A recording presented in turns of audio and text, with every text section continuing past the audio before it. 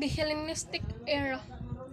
As a result of Alexander's conquests, Hellenistic cities became centers for the spread of Greek language, art, architecture, and literature. Alexander created a new age, the Hellenistic Era. The word Hellenistic comes from the Greek word meaning to imitate Greeks. It is an appropriate way to describe an age that saw the expansion of the Greek language and ideas to the non-Greek world of Southwest Asia and beyond. Hellenistic kingdoms. Hellenistic kingdoms is the united empire that Alexander created by his conquests fell apart soon after his death as the most important Macedonian generals engaged in a struggle for power. By 300 BC, any hope of unity was dead. Eventually, four Hellenistic kingdoms emerged as the successors to Alexander Macedonia, Syria in the east, the Kingdom of Pergamum in Western Asia Minor, and Egypt. All were eventually conquered by the Romans. Alexander the Great had planned to fuse Macedonians, Greeks, and Persians in his new empire by using Persian officials and encouraging his soldiers to marry native women. The Hellenistic monarchs who succeeded him, however, relied only on Greeks and Macedonians to form the new ruling class. Even those from eastern regions who did advance to important government posts had learned Greek, for all government business was transacted in the Greek. The Greek ruling class was determined to maintain its position.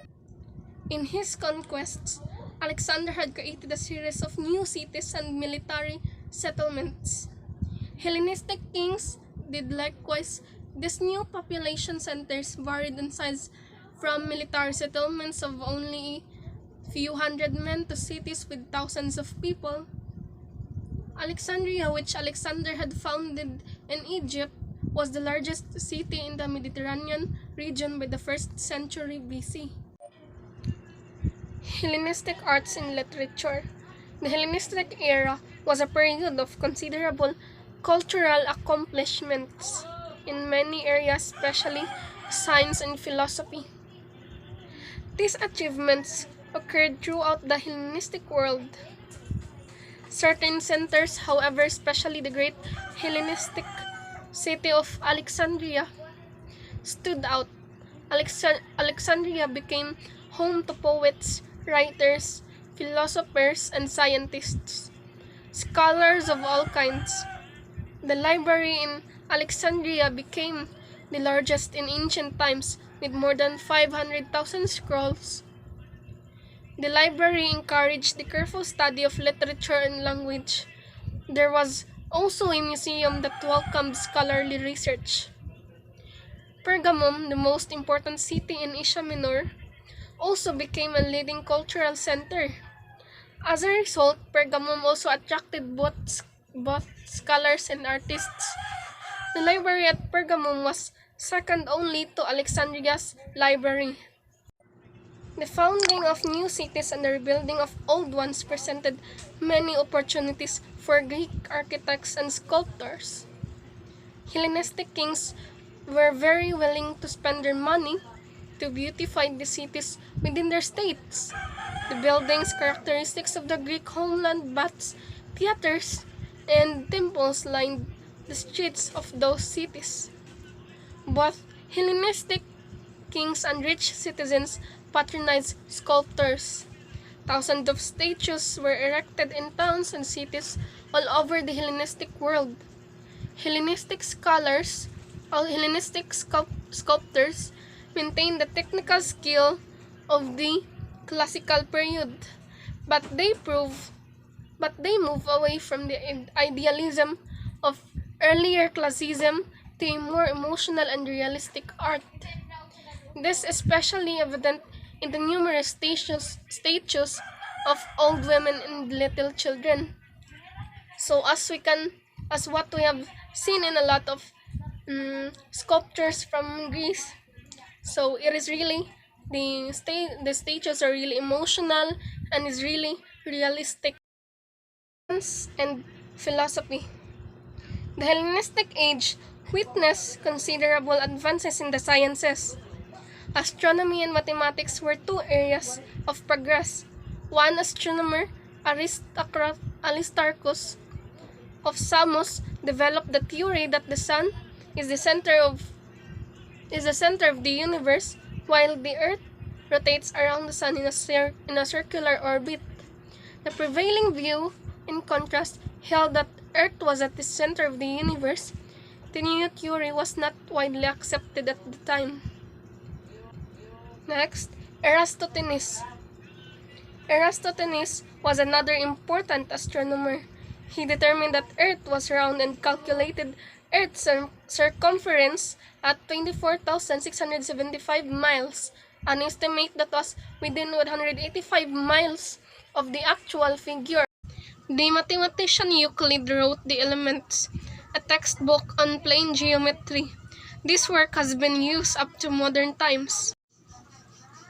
The most famous scientist of the Hellenistic era was Archimedes. Archimedes of Syracuse. He worked on the geometry of spheres and cylinders and also established the value of mathematical constant pi. A practical inventor, too, he may have devised the Archimedes screw, a machine used to pump water out of mines and lift irrigation water. Archimedes' achievements inspired a number of stories. Supposedly, he discovered specific gravity by observing the water he displaced in his bath. He then became so excited by his realization that he jumped out of the water and ran home naked, shouting, "Eureka! Eureka!" meaning I have found it. He is said to have emphasized the importance of levers by proclaiming to the king of Syracuse, "Give me a lever and a place to stand on, and I will move the earth." The king encouraged Archimedes to lower his sights and build defensive weapons instead. Athens remained the chief center of philosophy in the Hellenistic era, attracting famous thinkers from all over who established schools there. The development of two new systems of thought, Epicureanism and Stoicism, strengthened Athens' reputation as a philosophical center. Epicurus, the founder of Epicureanism, began a school in Athens at the end of the 4th century. He believed that human beings were free to follow their own self-interest and make happiness their goal. The means to happiness was the pursuit of pleasure, the only true good. Epicurus did not speak of the pursuit of pleasure in a physical sense, which is what our word Epicurean has come to mean. Instead, pleasure was freedom from emotional turmoil and worry.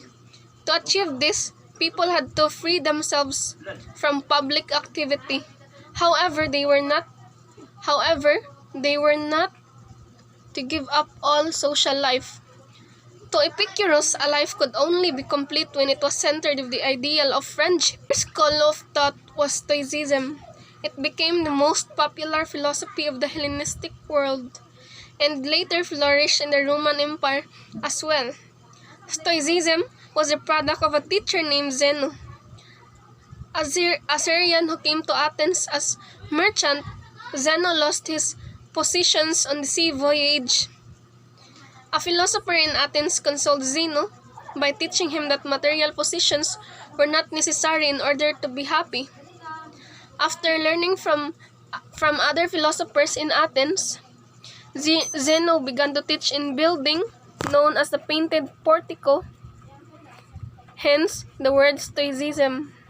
Like Epicureans, Stoics wanted to find happiness, but they thought it could be found only by living in harmony with the will of God. Then they could bear whatever life offered, hence our word Stoic. Unlike Epicureans, Stoics did not want to separate themselves from the world. Public service was regarded as noble. The real Stoic was a the real Stoic was a good citizen. That would be all for our reporting about Chapter 4, the Ancient Greece. Thank you.